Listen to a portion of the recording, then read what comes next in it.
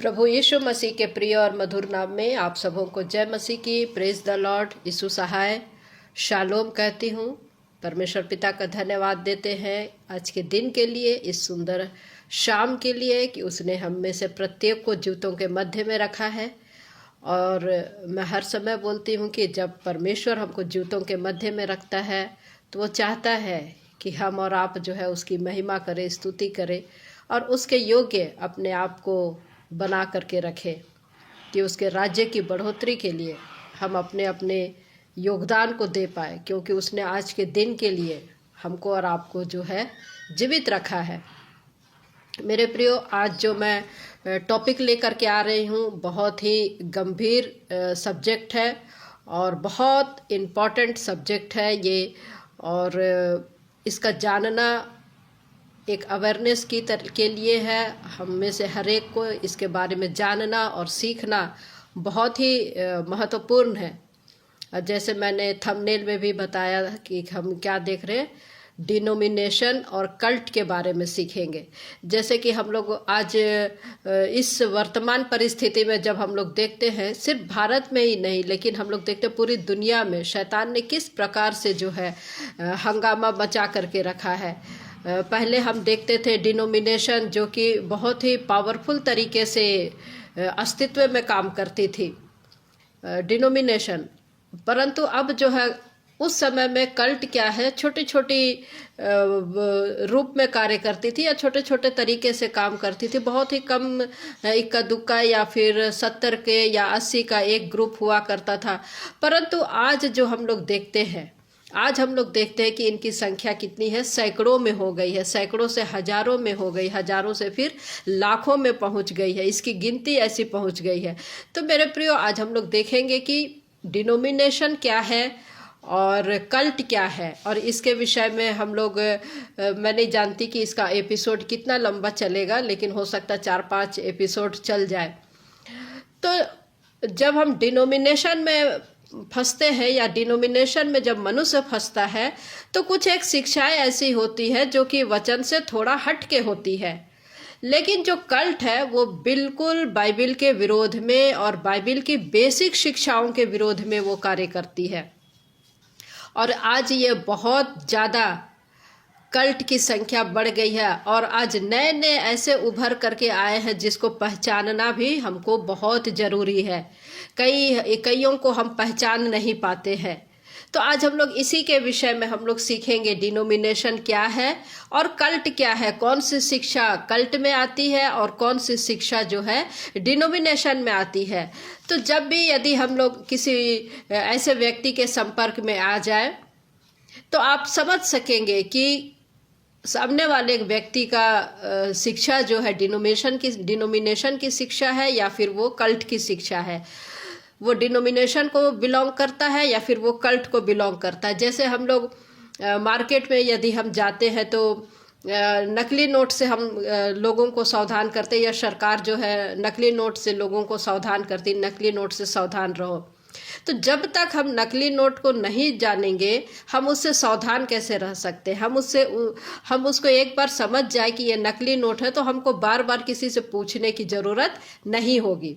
तो ऐसे ही हम समझ जाए कि यदि कल्ट की सिद्धांत क्या है, डिनोमिनेशन की सिद्धांत क्या है, क्या क्या फ़र्क है और किस प्रकार से ये लोग कार्य करती, तो हम इन सारी बातों को हम लोग समझ जाएंगे कि कल्ट क्या है और डिनोमिनेशन क्या है। चाहे वो छोटी मोटी हो, चाहे वो एक बड़ी कलीसिया हो, पुरानी हो, हम हर एक झूठे शिक्षकों से लड़ने के लिए और उनको जो है पहचानने के लिए अपने आप को तैयार कर पाएंगे। तो आज मैंने बहुत ही इम्पोर्टेंट सब्जेक्ट को लेकर के मैंने आया है और मैं विश्वास करती हूँ कि आप बहुत ही गंभीरता के साथ में सुनेंगे। डिनोमिनेशन की जो बातें हैं, कॉमन स्टेटमेंट ऑफ फेथ को हम लोग देखते हैं, जो कि हर एक डिनोमिनेशन में इस चीज़ को हम लोग देखते हैं। कॉमन स्टेटमेंट ऑफ फेथ अर्थात सामान्य विश्वास मत, सामान्य विश्वास मत। तो ये शिक्षाएं जो है डिनोमिनेशन में आती है और डिनोमिनेशन में ये जो 8 पॉइंट है जिसको मैं अभी बताऊंगी, ये जो 8 पॉइंट है ये थोड़ी बहुत अलग अलग हो सकती है, लेकिन कल्ट जो है बिल्कुल इन शिक्षाओं के विपरीत में आता है। कल्ट जो है, जो 8 पॉइंट को मैं बता रही हूँ, इससे जस्ट अपोजिट कार्य करता है। बेसिक शिक्षा से बिल्कुल अलग शिक्षा वो देता है, वो है कल्ट। तो सबसे पहले जो है डिनोमिनेशन में, जो हर एक डिनोमिनेशन में पाया जाता है, वो है, पहली जो पॉइंट है वो है प्रभु यीशु मसीह परमेश्वर का वचन है। प्रभु यीशु मसीह परमेश्वर का वचन है और वचन परमेश्वर है, जिसको हम लोग यूहन्ना रचित सुसमाचार 1 अध्याय 1, 2 और 3 पद पढ़ते हैं। आदि में वचन था और वचन परमेश्वर के साथ था और वचन परमेश्वर था, यही आदि में परमेश्वर के साथ था। सब कुछ उसी के द्वारा उत्पन्न हुआ और जो कुछ उत्पन्न हुआ उसमें से कोई भी वस्तु उसके बिना उत्पन्न ना हुई। तो ये जो कॉमन स्टेटमेंट है, ये हर एक डिनोमिनेशन में पाया जाता, चाहे वो रोमन कैथोलिक में हो, चाहे वो CNI में हो, चाहे वो पेंटिकोस्टल चर्च में हो। ये जो है एक बेसिक बातें हैं, ये विश्वास है। आदि में वचन था और वचन परमेश्वर के साथ था। तो ये बेसिक बातें हैं जो हर एक डिनोमिनेशन में होती है। और यही वचन दूसरा जो हम लोग देखते हैं, दूसरा पॉइंट हम लोग देखते हैं कि प्रभु यीशु मसीह कुंवारी मरियम के गर्भ के द्वारा देहधारी हुआ और ये परमेश्वर का एक लौता पुत्र है। यह दूसरा पॉइंट है। तीसरा पॉइंट क्या है? प्रभु यीशु मसीह निष्कलंक था। प्रभु यीशु मसीह निष्कलंक है, निष्पाप है और वही परमेश्वर का मेमना है, यानी उसमें कोई पाप नहीं है, उसमें कोई पाप नहीं है। तीसरा पॉइंट है। चौथा पॉइंट क्या है? प्रभु यीशु मसीह हमारे पापों के लिए मरा। देखिए यहाँ पर इसको ध्यान देने वाली बात है कि कई लोग बोलते प्रभु यीशु मसीह मारा गया, गाड़ा गया। नहीं, प्रभु यीशु मसीह मारा नहीं गया, प्रभु यीशु मसीह मरा और गाड़ा गया और तीसरे दिन मृतकों में से जी उठा। ये हमारे लिए सुसमाचार है। ये कहाँ पाया जाता है? 1 कुरिन्थी में। देखिए 1 कुरिन्थी 15 अध्याय में हम लोग इसको पाते हैं। 1 कुरिन्थी 15 अध्याय 3 पद से, इसी कारण मैंने सबसे पहले तुम्हें वही बात पहुंचा दी जो मुझे पहुंची थी कि पवित्र शास्त्र के वचन के अनुसार यीशु मसीह हमारे पापों के लिए मर गया और गाड़ा गया और पवित्र शास्त्र के अनुसार तीसरे दिन जी भी उठा। और यही हमारे लिए क्या है? सुसमाचार है। और प्रभु यीशु मसीह हमारे पापों के लिए मरा और गाड़ा गया और तीसरे दिन मुर्दों में से जी उठा। तो ये चौथा पॉइंट हमारे जो कॉमन स्टेटमेंट ऑफ फेथ है, जो हर एक डिनोमिनेशन में पाई जाती है। पांचवा जो है बहुत महत्वपूर्ण है, बहुत महत्वपूर्ण है, जो कि हम लोग देखते हैं कॉमन फैक्टर में पाया जाता है, त्रिएक परमेश्वर। त्रिएक परमेश्वर पर विश्वास, ट्रायोन गॉड। एक परमेश्वर है, त्रिएक अर्थात पिता, पुत्र और पवित्र आत्मा। इसका अस्तित्व 3 है। अस्तित्व 3 है। एक परमेश्वर, उसका अस्तित्व 3 है, पिता, पुत्र और पवित्र आत्मा। तो ये क्या है? कॉमन स्टेटमेंट ऑफ फेथ है। ये हर एक डिनोमिनेशन में पाई जाती है, हर एक डिनोमिनेशन में पाई जाती है। छठवां क्या है? प्रभु यीशु मसीह का लहू हमारे पापों के लिए बहाया गया और उसके द्वारा हमारे पापों का छुटकारा हुआ और उसकी देह हमारी आत्मिक चंगाई और अनंत जीवन के लिए तोड़ी गई, हमारे पापों की क्षमा के लिए तोड़े गए। और इसी को हम लोग जब एक साथ लेते हैं, प्रभु भोज के समय में, होली कम्युनियन के समय में लेते हैं, तो हम इसको स्मरण करते हैं। ये 6वां पॉइंट है। 7वां पॉइंट बहुत ही महत्वपूर्ण है। ये भी प्रभु यीशु मसीह शीघ्र और अति शीघ्र आने वाला है। प्रभु यीशु मसीह शीघ्र और अति शीघ्र आने वाला है।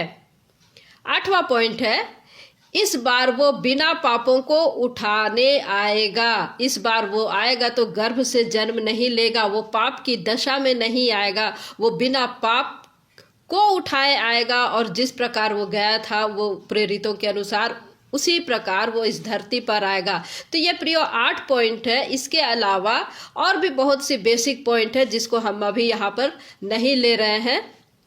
तो ये पाई जाती है, यदि ये सारी बातें जहाँ पाई जाती है, ये डिनोमिनेशन है। और ये 8 पॉइंट कोई भी व्यक्ति या संस्था जो मानता है, ये इसको हम लोग ये कह सकते हैं कि या तो ये नॉन डिनोमिनेशन है या फिर डिनोमिनेशन, लेकिन ये कल्ट नहीं है। ये कल्ट नहीं है और इन्हें हम विरोधी नहीं कह सकते। इन्हें हम विरोधी नहीं कहेंगे। हाँ, इनमें कुछ शिक्षाएं जो है भटकी हुई शिक्षाएं हम बोल सकते हैं। इन्हें हम कुछ शिक्षाओं में भटका हुआ हम मान सकते हैं। और हाँ, जिस प्रकार वो गया है उसी प्रकार वो आएगा। वो इसका कहने का मतलब ये नहीं कि वो गर्भ से आएगा, वो गर्भ से नहीं आएगा। और ये अखंड सत्य है कि प्रभु यीशु मसीह अब जो है स्त्री के गर्भ से जन्म नहीं लेगा। और इसका एक बहुत बड़ा रीजन है, क्योंकि इस बार वो बिना पाप उठाए आएगा और वो पाप की अवस्था में नहीं आएगा, क्योंकि जब वो स्त्री से जन्मा तो पाप के साथ में जन्मा था। जैसे दाऊद क्या कहता है कि मैं अधर्म के साथ अपने माता के गर्भ में आया और पाप के साथ अपनी माता के गर्भ से जन्मा। और ये पाप क्या है? वो पाप है आदम का बीज। बहुत ध्यान से सुनिएगा, बहुत ध्यान से सुनिएगा, क्योंकि प्रभु यीशु ने कोई पाप नहीं किया था, कोई गर्भ में पाप नहीं किया था। और वो पाप किया था मृत्यु, पाप की मजदूरी मृत्यु के साथ में वो आया था। और प्रभु यीशु मसीह पहले भी बिना मृत्यु के जन्मा था, क्योंकि वो आदम का बीज नहीं था, लेकिन उसको मृत्यु हुई। क्यों मृत्यु हुई? क्योंकि उसने हमारे पापों को अपने ऊपर उठा लिया। और चूंकि वो आदम का बीज नहीं था, इसलिए वो दोबारा जी उठा। तो ये बहुत बड़ी शिक्षा है जिसको हमको और आपको समझना बहुत जरूरी है, बहुत जरूरी है। और ये कॉमन स्टेटमेंट ऑफ फेथ में आता है, जिसे सभी डिनोमिनेशन मानते हैं कि वो जी उठा, और तो हम क्यों नहीं जी उठेंगे? वो जी उठा तो हम भी जी उठेंगे। तो प्रभु यीशु मसीह जो है हमारे पाप के भाव से मरा, अर्थात हमारे वजह से मरा, लेकिन अपने भाव से वो जी उठा, अपने भाव से जी उठा, जिसको हम इफिसियों की पत्री 4 अध्याय में पढ़ते हैं, पहला पत्रस में भी हम लोग पढ़ते हैं। तो ये हमको पूरे 8 पॉइंट हमको यहाँ पर दिखते हैं। तो यदि ये 8 पॉइंट किसी में नहीं है तो वो कल्ट है, वो कल्ट है। तो अब बात करते हैं डिनोमिनेशन की, कि अब डिनोमिनेशन को आप कैसे पहचानेंगे? डिनोमिनेशन को आप कैसे पहचान सकते हैं, या फिर आत्मिक संस्था को या आत्मिक कोई ग्रुप है उसे आप कैसे पहचानेंगे? सबसे पहले हम लोग देखते हैं बेसिक डिनोमिनेशन को हम लोग देखते हैं। तो ये जो डिनोमिनेशन है, बेसिक डिनोमिनेशन कौन कौन है? कल्ट को तो हमने अभी समझ लिया कि जो 8 पॉइंट यदि जिसमें नहीं है तो वो कल्ट है। तो मुख्य जो डिनोमिनेशन है इसमें 2 पार्ट है, जिसको पहला पार्ट हम लोग बोलते हैं रोमन कैथोलिक चर्च, और दूसरा पार्ट हम लोग बोलते हैं क्या है? प्रोटेस्टेंट। और प्रोटेस्टेंट में भी इसमें बहुत सारी अलग अलग है। अब प्रोटेस्टेंट कलीसियाओं में भी पुरानी कलीसियाएं बहुत है, जैसे कि हम लोग देखते हैं CNI चर्च है, मेथोडिस्ट चर्च है, लूथरन चर्च है, एवेंजेलिकल चर्च है। ऐसे बहुत पुराने हैं जो कि 150 साल, 200 साल, 300 साल से ये हम लोग इसको देख रहे हैं। लेकिन इसके अलावा भी जो है, इसके अलावा है स्वतंत्र कलीसियाएं। और ये जो स्वतंत्र कलीसियाएं हैं जो शुरू हुई, इसमें जो सबसे बड़ी स्वतंत्र कलीसिया है वो है पेंताकोस्टल चर्च। मेरे प्रियो, बहुत ध्यान से सुनिएगा, बहुत ध्यान से सुनिएगा, क्योंकि आज जो आप देखते हैं, जिस प्रकार की गड़बड़ियां देख रहे हैं, इस चीज को यदि आप समझ जाएंगे तो आप लोगों को समझ जाएंगे कि वो किस प्रकार का सिद्धांत को पकड़ करके वो चल रहा है या चल रही है। तो हम लोग देखते हैं कि जो दो ग्रुप है, हम लोग पहला देखे मुख्य जो डिनोमिनेशन है उसमें 2 पार्ट है, कैथोलिक है और प्रोटेस्टेंट है। प्रोटेस्टेंट में भी कई एक चर्च है। और इसमें जो स्वतंत्र कलीसिया है, सबसे बड़ी जो कलीसिया उभर कर आई है वो है पेंतीकोस्टल।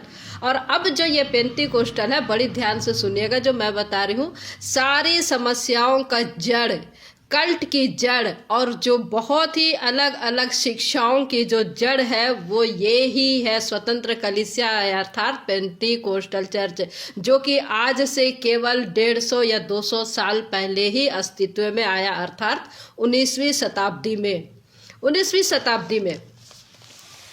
यानी कि 1800 के बाद ये सारी चीज़ें शुरू हुई। और जैसे कि हम प्रकाशित वाक्य 12 में भी देखते हैं कि शैतान जो है बड़ी क्रोध के साथ इस धरती पर उतर आया कि वो जानता है कि उसका समय बहुत कम है। और प्रकाशित वाक्य 12 में हम लोग पढ़ते हैं कि वो बहुत सारे बालू पर वो खड़ा है। तो अंतिम युग का जो ये चित्रण है वो हमको प्रकाशित वाक्य में मिलता है कि अंतिम दिनों के समय में, अंतिम दिनों के युग में ये शैतान बड़ी ही तेजी से उभरेगा। बड़ी तेजी से उभरेगा। लेकिन हम लोग जानते हैं कि बीच बीच में उसने काफ़ी गड़बड़ियाँ डाली थी, परेशानियाँ लाई थी, लेकिन इस अंतिम युग में इसने सबसे ज़्यादा जो गड़बड़ियाँ डाली है वो पेंटाकोस्टल मूवमेंट के द्वारा ही डाली है, जिसने मसीह विश्वासियों को इस बेसिक स्टेटमेंट ऑफ फेथ जो मैंने अभी 8 पॉइंट बताया, इसके साथ साथ उसने ऐसी झूठी शिक्षाओं में फंसा दिया कि जो विश्वासी है वो पूरी रीति से दुनिया में बंध गए। और इसी कारण कि ये स्वतंत्र कलीसियाएं हैं, इंडिपेंडेंस कलीसियाएं हैं, और इसी कारण से आज जितने भी कल्ट हम लोग देखते हैं पेंटिकोस्टल मूवमेंट के अलग अलग डिनोमिनेशन के द्वारा ही बने हैं, अलग अलग डिनोमिनेशन के द्वारा ही बने। तो ये क्यों बने हैं इसका रीजन मैं बताती हूँ। जैसे कि हम लोग देखते हैं, सबसे पहले हम लोग देखते हैं कि ओनली जीसस वाले देखते हैं, इस कल्ट में से निकला, पेंटिकोस्टल से निकला है ओनली जीसस। उसके बाद हम लोग देखते हैं यहोवा विटनेस निकला। उसके बाद हम लोग देखते हैं सेवेंथ डे एडवेंचर्स जो निकला। इनमें से ही ओनली जीसस हो, चाहे यहोवा साक्षी हो या सेवेंथ डे वाले निकले हो, इनमें से जो बाकी और निकले वे और आगे निकले, जिसको हम माता यरूशलेम बोल सकते हैं, पूर्वी बिजली बोल सकते हैं, जो ये सब निकले। तो ये सारे जितने निकले हैं सारे जो है पेंटिकोस्टल मूवमेंट के द्वारा ही निकले हैं। तो ये जो है 8 जो कॉमन शिक्षाएं हैं उससे ये लोग अलग है, और अलग है क्योंकि ओनली जीसस का मानना क्या है कि भाई पिता, पुत्र और पवित्र आत्मा से नहीं, यीशु के नाम से बपतिस्मा दो। जैसे यीशु के नाम से बपतिस्मा दो, अभी जो हम लोगों का मसीह मंथन में जो बातें चल रही है आप समझ सकते हैं, जैसे कि यीशु के नाम का बपतिस्मा और त्रिएक परमेश्वर का बपतिस्मा, ये किसके साथ चल रहा है? ओनली जीसस वाले के साथ में चल रहा है। आगे हम लोग और देखेंगे यहोवा साक्षी वाले, जो कि प्रभु यीशु मसीह को मानते हैं कि प्रभु यीशु मसीह वचन नहीं है। ऐसे ही ओनली जीसस वाले बोलते हैं कि प्रभु यीशु मसीह क्या है? मिकाइल स्वर्गदूत है। तो ये लोग तो पहला ही पॉइंट इन लोगों ने गलत कर दिया। जो यूहन्ना पहला अध्याय पहला पद हम लोग जो पढ़ते थे, आदि में परमेश्वर था, वो तो पहला ही था। तो ये लोग त्रिएक को नहीं मानते। तो ये सारी चीजें जो है इनमें से ही कल्ट जो है पेंटिकोस्टल से ही निकले हैं। तो मेरे प्रियो, इसका सबसे बड़ा कारण जो है कल्ट बनने का कारण क्या है कि जो पेंटिकोस्टल चर्च से जब ये लोग निकले हैं, और इसका बनने का सबसे मुख्य बात क्या है? लौकिक और अलौकिक। लौकिक और अलौकिक। प्रभु यीशु मसीह ने जो अलौकिक बातें की थी वो स्वर्ग की बातें की थी। यहाँ जो है इन लोगों ने पेंटिकोस्टल के मूवमेंट वाले जितने लोग हैं, इन लोगों ने अर्थात भौतिक को ही अलौकिक बना दिया, यानी कि फिजिकल चिन्ह को ही, फिजिकल चमत्कार को ही, प्रोस्पेरिटीज को ही, हीलिंग को ही, प्रोफेसी को ही ये लौकिक है। और लौकिक अर्थात क्या होता है? इसी धरती का, इसी लोक का अलौकिक चमत्कार, इसी लोक का अलौकिक चिन्ह, इसी लोक की अलौकिक प्रोस्पेरिटी, इसी लोक की अलौकिक चंगाई, भविष्यवाणियां, यानी कि प्रभु यीशु मसीह के बलिदान को, जो कि अलौकिक है और वो उस लोक के लिए है, अर्थात स्वर्गीय है, इस लोक का नहीं है। क्योंकि हमें मृत्यु से छुटकारा मिलता है, पापों से छुटकारा मिलता है, अनंत जीवन में हमें जाने का अधिकार मिलता है, परमेश्वर के संतान होने का अधिकार मिलता है, पवित्र आत्मा का आप मंदिर बनते हैं। लेकिन इन्होंने यानी पेंटिकोस्टल मूवमेंट के जो उसके बच्चे निकले हैं, जो जितने अभी मैंने नाम बताया, इन लोगों ने परमेश्वर की अलौकिकता को, अपने आप को अलौकिक दिखाने के लिए इन शिक्षाओं में वो ला करके ले आए कि हम इसी धरती में अलौकिक लोग हैं, अलौकिक लोग हैं।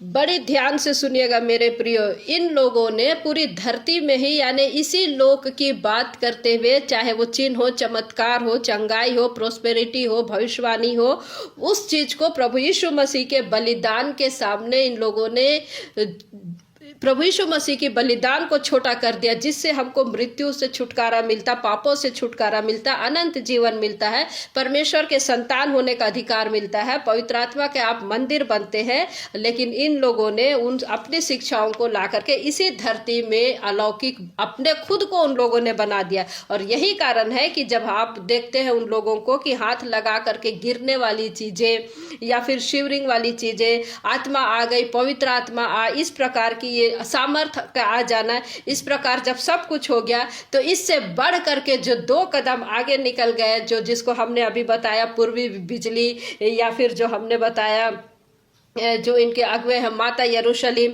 तो ये लोग अपने आप को 2 कदम और आगे बना लिए, 2 कदम और बना लिए और अलौकिक बता करके, जैसे विलियम ब्रेनाहम। इसके बारे में हम अगले वीडियो में देखेंगे। वचन बहुत गंभीर है और यदि आप इस विषय को आप सीख जाएंगे तो आप हर एक प्रचारक को ताड़ सकेंगे, हर एक प्रचारक को समझ पाएंगे कि वो सही प्रचारक है या गलत प्रचारक है। तो हम इसके आगे का एपिसोड को हम लोग आने वाले वीडियो में देखेंगे। बहुत ही दिलचस्प और बहुत ही सीखने वाली बातें हैं। तो मेरे प्रियो प्रभु में बने रहें, सतर्क रहे, सावधान रहे, खरी शिक्षा में आगे बढ़ते रहे। Praise the Lord. जय मसीह की।